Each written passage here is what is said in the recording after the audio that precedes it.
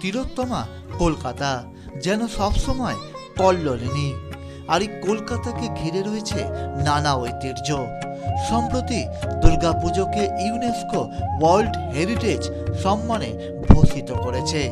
ভাস্কর্য শিল্পী মিন্টু পালের অনবদ্য ভাস্কর্য এই দুর্গা প্রতিমা সপরিবারে স্থান পেয়েছে বউবাজার সংলগ্ন এলাকার রাস্তায়। রাস্তার ধারে অনবদ্য ভাস্কর্যরূপী দুর্গা প্রতিমা মুগ্ধ করছে পথ চলতে মানুষদের।